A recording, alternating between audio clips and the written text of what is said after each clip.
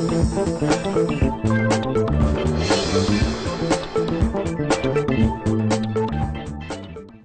દર્શક મિત્રો, અતિથિમાં ફરી એકવાર આપનું સ્વાગત છે. અતિથિ એટલે એવો કાર્યક્રમ કે જે કાર્યક્રમમાં વિશિષ્ટ વ્યક્તિત્વ સાથે આપની મુલાકાત કરાવે છે અને વાતો કરીએ છીએ અંતરંગ. આજે આપણી સાથે સ્ટુડિયોમાં હાજર છે દુધરેજ પાસે આવેલ વડવાળા મંદિરના મહંત શ્રી કનીરામ બાપુ. કનીરામજી, સ્વાગત છે આપનું કાર્યક્રમમાં. કનીરામજી, રબારી સમાજ એક નામ, એક છત હેઠળ માથું નમાવે છે. આમ કહેવાય કે રબારી સમાજનો હોય ને જે એ માથું ઊંચું રાખીને હાલતો હોય, પણ આ એક જગ્યા છે, આ ગાદી છે જે આવીને પગે પડતો હોય છે, આશીર્વાદ માગતો હોય છે.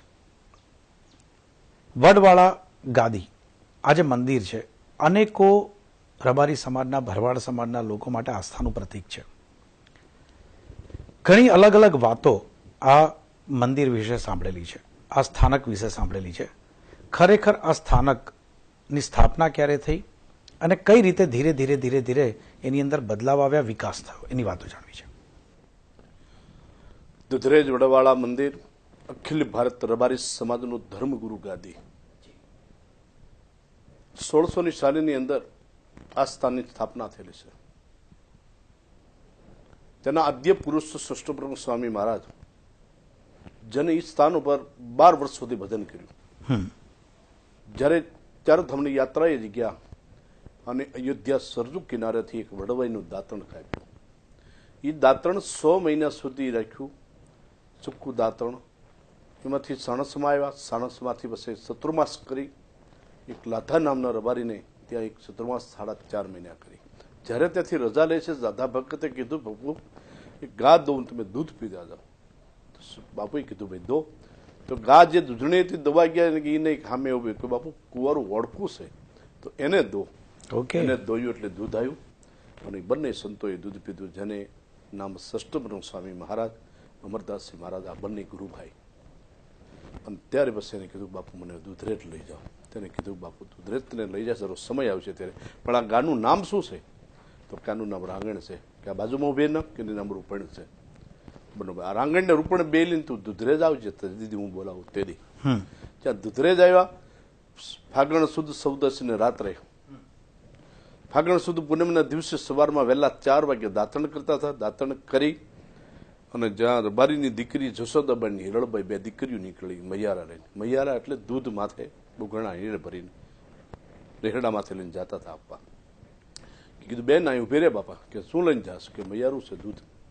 તો કે આમાં દૂધ રેડી દે. બાપુ આ તો ખામણું કર્યું, તમે ઝાડુ રોપો છો એની અંદર પાણી રેડાય? કે નહીં, આમાં દૂધ રેડાય છે. લીલો વડલો શીતલો સાંઈ એવું પ્રગટ વડવાળું હાસવું એવું ઝાડ થશે કે લાખોની કરોડોને આશરો મળશે, શ્રદ્ધાનું કેન્દ્ર થશે. દીકરીઓ બને દૂધ રેડ્યું. એ ફાગણ વદ એકમના દિવસે જેના 3 પાન નીકળ્યા. અને એ વડના થડીએ આપણા હિન્દુના આરાધ્ય દેવ ભગવાન શ્રી રામ, લક્ષ્મણ, જાનકી, રાધા કૃષ્ણ, ભગવાન શ્રી રાધા કૃષ્ણ અને ભગવાન ભોળોનાથ ત્રણેય દેવની પ્રાણ પ્રતિષ્ઠા કરી. અને એની ઉપર રબારીની દીકરી ધજા ચડાય એટલે વડની નીચે ઉપર ધજા ચડાવી અને વડના થડીએ ભગવાનની પ્રાણ પ્રતિષ્ઠા કરી એટલે વડવાળા દેવ. એટલે વડવાળા અષ્ટદેવ ભગવાન રામ, ભગવાન રાધા કૃષ્ણ રણછોડરાય અને ભગવાન ભોળોનાથ. બાપુ, અહીંયા સીધો સવાલ એ પૂછવાનું મન થાય કે આપે ઇતિહાસ કીધો કે આજે વડવાળા મંદિર કે જ્યાં દૂધ સીંચ્યું અને વડને ઉછેર્યો, ને કદાચ આ કલ્પનામાં પણ ના આવે. અને કદાચ આ જે વસ્તુ છે, આ જે સિદ્ધહસ્ત લોકો છે કે જે લોકોમાં આવી દ્રષ્ટિ હતી અને એ દ્રષ્ટિને કારણે જ આટલા વર્ષો પછી પણ લોકો ત્યાં નમન કરતા હોય છે. આપનો પ્રવેશ કઈ રીતે થયો આ મંદિરમાં? આ મંદિરની અંદર અમારા પૂર્વ આશ્રમનું, મારું અમરેલી જિલ્લો, સાવરકુંડલા તાલુકો અને ભોકરવા ગામ રબારી સમાજમાં શેલાણા અટક આવે. શેલાણા પરિવારમાં મારો જન્મ. આગલે મારા પિતાશ્રી 6 ભાઈની માનતા કરી મારા દાદાજી, અને એને પછી ન મૂકવા. ત્યાર પછી મારા પિતાશ્રી કીધું, બાપુ તમારા વચન રાખી જ મારી ઘરે વડવાળો દીકરો આપશે ને, દુધરેજ વડવાળાના ચરણે મૂકીશ. ત્યાર પછી 9મા મારો જન્મ થયો. એ જન્મ થયા પછી મને દુધરેજના સંતોને કીધું કે ભાઈ મારે ઘરે જે દીકરાનો જન્મ છે એને વડવાળાના સ્થાનમાં મૂકવાનો છે. પછી કલ્યાણદાસ બાપુ જયારે ગાદી હતા ને કીધું, બાપુ મેં દીકરો મૂકવા આવીને કદાચ જો આપ રાજી ખુશીથી કહેતા હો ને તો દીકરાના ભારો પર અમે પૈસા મૂકી દઈએ. તે કલ્યાણદાસ બાપુ કીધું પૈસા નહીં, પણ જે તમે માનતા કરી હોય એને તમારા શરણે વડવાળાને મૂકવો પડે. પછી દુધરેજ મને 72ની સાલની અંદર મારા આખું કુટુંબે આખું ગામમાં જમાડી, હગુ વાલુદને જમાડી અને સારો ધામધૂમથી ઉસ્વર કરી, સારો ઉજવી અને દુધરેજ મૂકવા આવ્યા. અને કલ્યાણદાસ બાપુ જ્યારે ગાદી 30 ફાગણ સુદ પૂનમના દિવસે મને વડવાળા મંદિર દુધરેજ અર્પણ કર્યો, લાખોની બેદની વચ્ચે. અને ત્યાર પછી અષાઢી સુદ પૂનમ આવી ત્યારે મને જન્મ આવ્યો. એટલે જન્મ એટલે મારો નવો જન્મ થયો, દીક્ષા આપ્યા. એટલે ગુરુ મહારાજે મને ભેખ આપી પણ સાધુ બને. ત્યાંથી મારું નામ, મારા પૂર્વાશ્રમમાં મારું નામ હતું કરશનભાઈ વીરાભાઈ ચેલાણા. અને મારા ગુરુ મહારાજે મને દીક્ષા આપી તે સંત શ્રી કનીરામદાસજી, ગુરુ શ્રી કલ્યાણદાસજી. ત્યારથી મારું નામ પાડવામાં કનીરામજી, આપે વાત કરી કે એક આપના પૂર્વાશ્રમના પિતાના પિતા એમણે એક ટેક લીધી હતી આવ્યું. કે અમારા પરિવારનો એક પુત્ર અમે વડવાળા બાપુ, વડવાળા મંદિર આ સ્થાનકમાં અમે અર્પણ કરીશું, પરંતુ થયું નહીં. ત્યારબાદ આપના પૂર્વાશ્રમના પિતાશ્રીએ આપને અર્પણ કર્યા આ વડવાળા મંદિરને. આ જે સમર્પણની અર્પણની ભાવના છે, પરિવારમાંથી કોક એક વ્યક્તિને ધર્મ માટે અને સમાજ માટે આપવો, આ વસ્તુ ક્યાંક આજે લુપ્ત થતી ગઈ છે. શ્રદ્ધાને વિશ્વાસ આજે પણ દુધરેજની અંદર 12 મહિને 2-3 છોકરા આવે છે. આજ દુધરેજમાં 35 છોકરા નાના છે, જેને શેર માટેની ખોટ હોય, જેને સંતાન ન હોય, એ વડવાળાના ચરણે આવીને માંગણી કરે, બાપા કે વડવાળા તારા ચરણે ક્યાં ટૂંક. આ તો ફક્ત એક સમાજની વાત થઈ, હું ઓવરઓલ વાત કરું છું કનીરામ બાપુ, કે ઓવરઓલ ક્યાંક એવું લાગે છે ખરું કે હવે મારા પરિવારમાંથી પહેલી વાત તો નાનું કુટુંબ સુખી કુટુંબ, કાં તો એક દીકરો કાં 2 દીકરા, એક દીકરો ને એક દીકરી, કાં એક જ દીકરી કાં એક જ દીકરો. આવા સમયે મા બાપ પોતે ક્યાંક એવા સંકુચિત માનસના થઈ ગયા છે ખરા કે એક દીકરો છે, મારી પેઢી માટે જ હું એનો ઉપયોગ ન કરું, શું કામ ધર્મ કે સમાજ માટે આપું. આવી પણ એક ભાવના ઊભી થતી ગઈ છે ધીરે ધીરે. હાજી, સમાજમાં ભાવના દેશ પ્રત્યે, ધર્મ પ્રત્યે તો છે જ, પણ અમુકની મનને કારણ છે, કોઈ પણ મનના કારણ છે. નકર દેશની અંદર એવી લાગણી તો છે, એમાંય માલધારી સમાજની અંદર આ બીજા લોકોમાં લાખોની કરોડોના દાન આપવા પણ વાળા પીડ્યા છે. પણ આ રબારી સમાજ એવો છે ને જેને દીકરાને દાન આપી દે છે. આજે દુધરેજ શાખાના મંદિરોની, આ દુધરેજ પરિવારમાંથી મંદિરો 350 જગ્યાએ એવું છે. અને એમાં માલધારી સમાજની અંદર જે સંસ્થાઓ હાલમાં 60 થી 70 જગ્યાએ એવું છે. રબારી સમાજની જ માને, રબારી સમાજમાં જ જેનું હક ટેલ અને જેનો ગુરુદ્વારો પ્રગણાવાર, પ્રગણાની અંદર એના ગુરુદ્વારો હોય, એનું જે કંઈ માળપાટ, એનું જે ધર્મનું જે કંઈ કાર્ય કરતા હોય, ધર્મનો પ્રસાર કરતા હોય, એવી આજે 70 થી 75 જગ્યાઓ રબારી સમાજમાં છે. આ સંસ્થામાંથી એટલી અનેક સંસ્થાઓ જગ્યાઓ નીકળેલી, એની પછી એનો પરિવાર જેમ જેમ જેમ જેમ જિલ્લામાં પ્રગણામાં થતી ગઈ, એમ ધર્મના હંમેશની માટે દરેક જિલ્લામાં, દરેક તાલુકાની અંદર આ સ્થાનો જે છે. શા માટે કે મારા પુરુષોએ, મહાન પુરુષોએ એવું કર્યું, ભાઈ તાલુકા, જિલ્લામાં, હુંડામાં જેટલી જગ્યાઓ હોય જેથી કરીને ધર્મનો પ્રસાર કરી શકે, ધર્મની પ્રગતિ કરી શકે, સમાજનો વિકાસ કરી શકે, એના માટે આ સંસ્થાઓ પણ વિકાસ છે. એટલે સમર્પણની ભાવના હજી પણ આપના કહેવા પ્રમાણે માલધારી સમાજમાં હજી અકબંધ છે. અહીંયા રોકેશ, સમય થયો છે એક વિરામનો. દર્શક મિત્રો, વિરામ બાદ કનીરામ બાપુ સાથેની વાતો અને માલધારી સમાજની વાતો એક બ્રેક બાદ.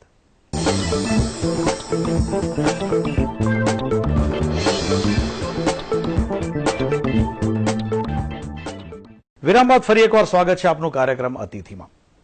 કનીરામજી, આપે વાત કરી કે માલધારી સમાજમાં હજી પણ, બ્રેક પર આપણે જે પ્રમાણે વાત થઈ કે માલધારી સમાજમાં હજી પણ એક સમર્પણની ભાવના છે. લોકો સંપત્તિ હોય, દાન દક્ષિણા હોય, સાથે સાથે પરિવારના કોઈક એક વ્યક્તિને પણ ધર્મના અને સમાજના કામમાં આવે એના માટે અર્પણ કરતા અચકાતા નથી. છતાં પણ હજી પણ માલધારી સમાજ અને રબારી સમાજ ઉપર સતત આક્ષેપો પણ થતા રહે છે કે પૈસો આવ્યો છે પણ હજી પણ અમુક બદીઓ દૂર નથી થઈ આ સમાજમાંથી. આપ જેવા જ્યારે ધર્મ પ્રચારક, ધર્મગુરુ છો, આપ અંગતપણે શું માનો છો કે હજી પણ માલધારી સમાજ, રબારી સમાજ પૈસે ટકે કદાચ સુખી થઈ ગયો છે? પણ હજી પણ કઈ કઈ એવી ત્રુટીઓ છે જે દૂર કરવી ચોક્કસપણે જરૂરી છે. સમાજના અગ્રણીઓએ, બાકીના બધા જ લોકોએ ભેગા મળીને આવી બધીઓ દૂર કરવી જોઈએ. સમાજમાં થોડીક હજી જડતા એટલે અમુક રીતિ રિવાજો, અમુક વિચારો હજી સમાજની અંદર કન્યા વિકરસે એ થોડીક હજી સમાજમાં મુશ્કેલી છે. સમાજમાં જે અમુક રૂઢી, અમુક વ્યવહારો હજી આ સમાજમાં પડ્યા છે. એનું કારણ છે સમાજની અંદર સમાજના એકાબીજાના રીતિ રિવાજ પ્રમાણે એકાબીજાના વાદવિવાદમાં ના કારણે નથી નીકળતા, બીજું કોઈ કારણ નથી. પણ આપ જેવા ધર્મગુરુ જો ખુલ્લેઆમ આહવાન કરો કે આ વસ્તુ નહીં કરવી જોઈએ, આ વસ્તુ આપણે આથી છોડી દઈએ, જો આપ દરેક પ્રસંગ હોય છે જ્યારે બધા લોકો, હજારો લાખો લોકો જ્યારે આપની પાસે ભેગા થતા હોય છે, શું એવા સમયે આહવાન ના કરી શકો આપ કે ચાલો આજે આપણે સંકલ્પ લઈએ કે આજથી આપણે આ બધા આનાથી દૂર રહીશું? ભલે વર્ષોથી આપણે એને ચલાવતા આવ્યા છે, આપણે એને માનતા આવ્યા છે, પણ એક ધર્મગુરુ તરીકે આપણે લાગે છે ખરું કે ક્યાંક આવું ઇનિશિયેટિવ કદાચ ભૂતકાળમાં લીધું પણ હશે આપે, પણ હજી પણ સ્ટ્રોંગલી એક નવા વિષય લઈને ક્યાંક આ સમાજને શિક્ષિત થયો છે ધીરે ધીરે. હવે રબારી સમાજ, માલધારી સમાજ ધીરે ધીરે શિક્ષિત થતો ગયો છે.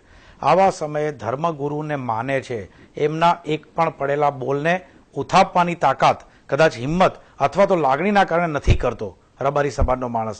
એવા સમયે એક સાચા ધર્મગુરુ તરીકે કનરામજી આપે પણ ક્યાંક એવું લાગે છે કે હજી પણ સંકલ્પો લેવડાવવા જોઈએ જેથી કરીને ત્રુટીઓ એક સાથે સમાજમાંથી નાબૂદ થઈ જાય?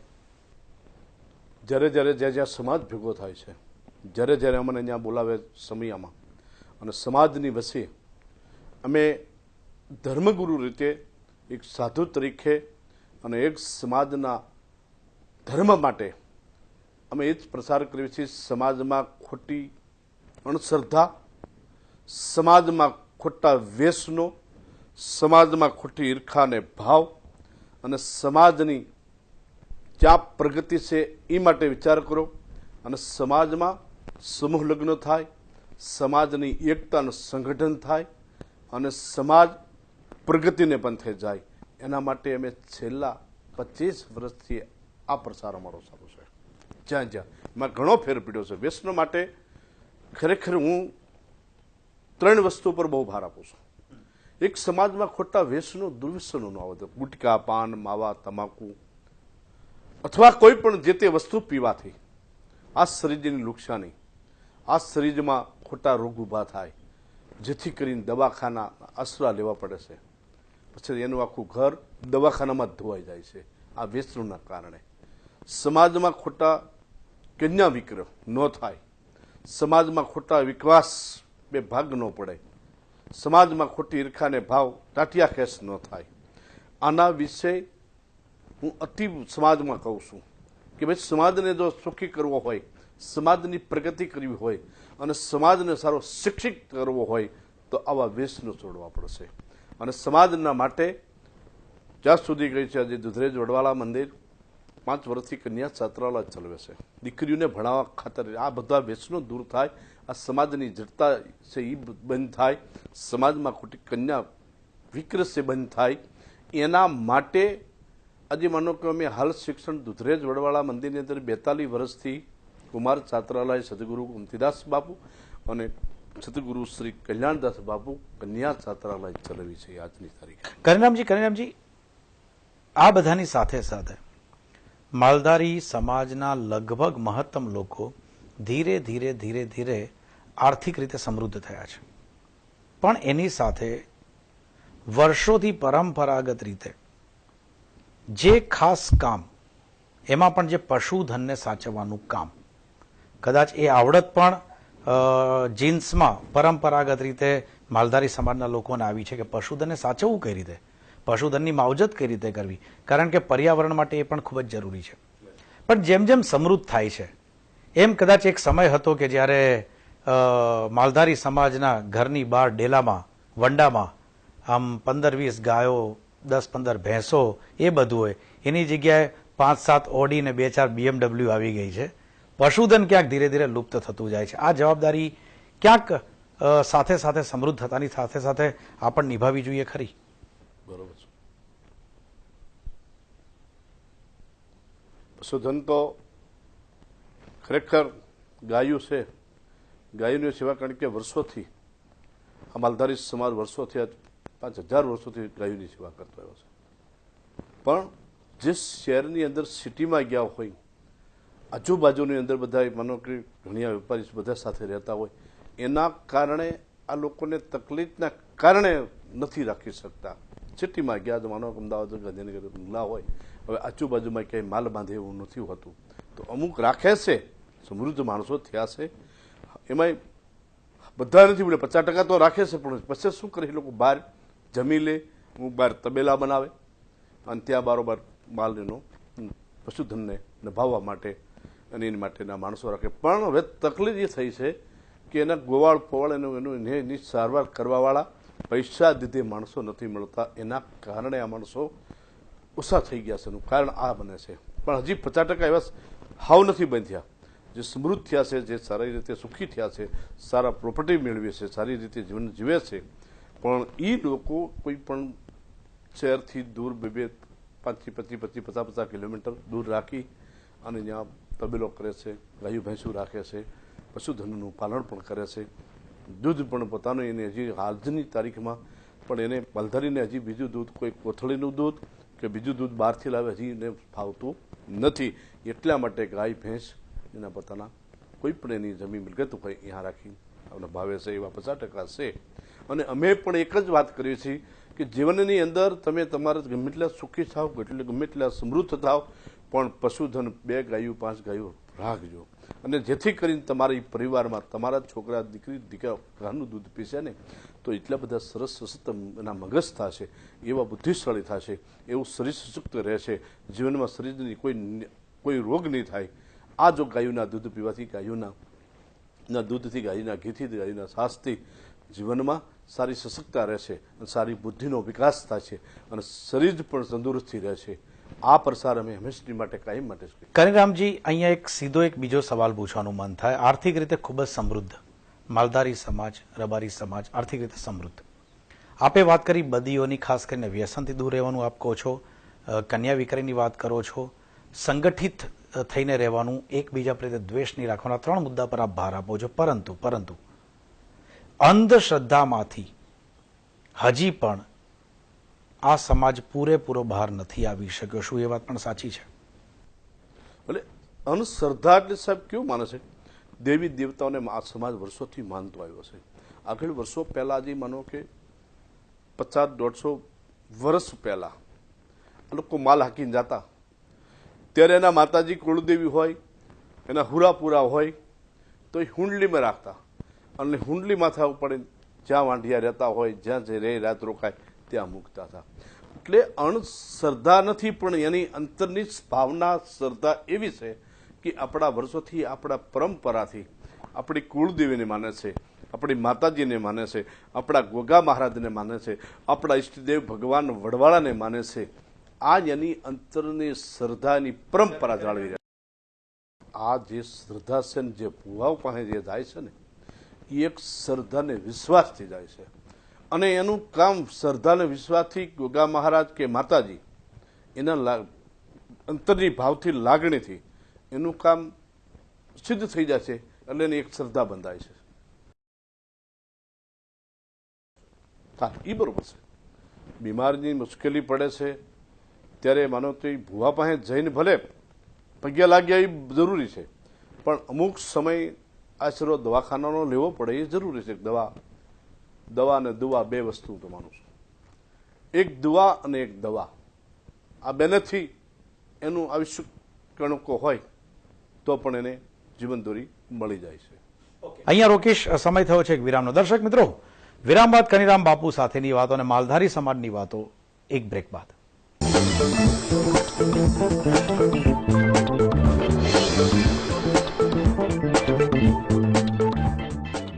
વિરામ બાદ ફરી એકવાર સ્વાગત છે આપનું કાર્યક્રમ અતિથિમાં. બાપુની વાત આવે ને, કનીરામ બાપુની, એટલે જ્યારે પણ ચૂંટણી આવે એટલે લગભગ પક્ષવાળા બધા કનીરામ બાપુને યાદ કરે છે. સાચું કે ખોટું બાપુ? એ કરે છે, પણ અમે સંસ્થા છે ને ધર્મસ્થાન, એ અમને કોઈ ચૂંટણીનો, કોઈ પ્રચાર કરવાનો, કોઈ પક્ષનો મને રસ નથી. અમને રસ છે કે આ દેશનું, આ રાષ્ટ્રનું સારું થાય, દેશની પ્રગતિ થાય, દેશનો વિકાસ થાય અને જે સમાજનો વિકાસ થાય, આ રસ છે. ભાજપ હોય કે કોંગ્રેસ હોય એનો અમને કોઈ રસ નથી. પણ હા, દેશના નાગરિક છીએ અમે. આ દેશના નાગરિક છીએ એટલે એક ગૌરવજનક વખત છે કે આ સારું, આ દેશની વહીવટ થાય, આ દેશની સારી પ્રગતિ થાય, આ દેશમાં સારી ગરીબાઈ હટે, આ દેશની સારી રાજકીય ક્ષેત્રની અંદર ગરીબ માણસોને મુશ્કેલીઓ, આર્થિક મુશ્કેલી આવતી હોય છે, એનું ન્યાય થાય અને સારી એની દેશની પ્રગતિ થાય, દેશનો વિકાસ થાય. ધર્મમાં રાજકારણ ઘણી જગ્યાએ થઈ ગયું છે, થાય છે, એ વાત માન્યા જેવી છે. પણ અમે જે સહી, અમે બહુ રાજકીય ક્ષેત્રની અંદર નથી બહુ ઉતરી શકતા. પણ અમારે તો બધા પક્ષ સરકાર, કોંગ્રેસ હોય ભાજપ, કારણ કે અમારો સેવક સમાજ એ બધો અમારો પરિવાર જે છે, તો માનો કે ભાજપમાં છે, કોંગ્રેસમાં છે. જો કોંગ્રેસ કોઈ જાય તો ભાજપ ખીજાય, ભાજપ કોઈ જાય તો એવું. એટલે અમે સમતોલ રાખ્યું છે. અમે બધાને આશીર્વાદ, ભગવાનની ઉપર શ્રદ્ધા અને વિશ્વાસ રાખો, તમારો ઠાકર કામ કરશે. આ એના વડવાના આશીર્વાદ અમારી પાસે, અમારું ફરજ એટલી છે, અમારી પાસે કોઈ પણ પક્ષનો નેતા કે કોઈ પક્ષમાં ટિકિટ લઈને ઉભો રહ્યો હોય ત્યાં પગે લાવવા આગળ હતી અમે એક જ કહેવી કે આ ધજાવાળાને પગે લાગો ને એની ઉપર શ્રદ્ધા અને વિશ્વાસ રાખો, તો ભગવાન તમારું મનની ઈચ્છા પૂરી કરશે. એ આશીર્વાદ દેવાની અમારી ફરજ છે. પછી એના ભાગ્યની, કિસ્મતની વાત જુદી છે, એના જ એની મહત્વની છે. પણ અમે કોઈ પક્ષ પર ઉભા રહી કોઈ પક્ષનો પ્રચાર કરવા જાય એ અમારા પાસે નથી. પણ એક ખરું, આજે માનો કે જે કંઈ અમારો સમાજ, સેવક સમાજ કોઈ પણ જગ્યાએ બોલાવે, કોઈ સંમેલન હોય, કોઈ કાર્યક્રમ હોય, એમાં અમને એક બોલાવે છે ધર્મના ગુરુ તરીકે આશીર્વાદ દેવા પૂરતી. દબાણ તો સમાજ પ્રત્યે તો આવે, પણ અમે ચોખ્ખો હાથ જોડીએ કે ભાઈ અમને આવા રાજકીય ક્ષેત્રમાં ન લઈ જતા.